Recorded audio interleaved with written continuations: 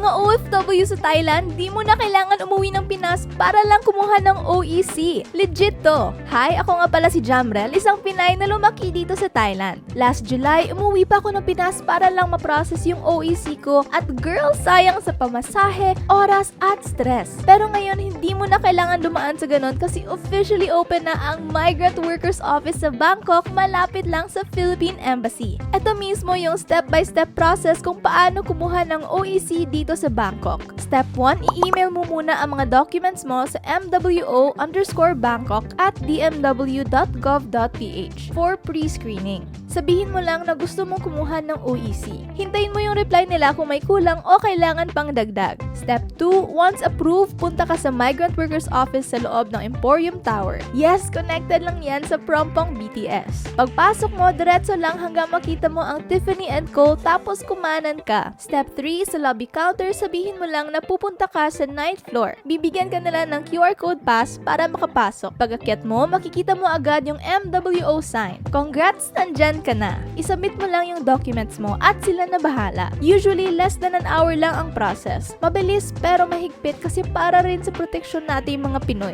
As of recording, 370 baht lang ang total fee. At bonus, open din ngayon ang OWA registration hanggang October 30, 2025. Pwede ka pang kumuha ng OWA e-card. Kapag member ka ng OWA, may access ka sa welfare assistance, medical help, scholarships para sa mga anak mo, training programs at repatriation kung may emergency abroad. So kung di ka pa registered, go na! Sobrang worth it, sis! For more information, visit the official page ng Migrant Workers Office, Bangkok, Thailand. Stay safe mga kababayan and God bless!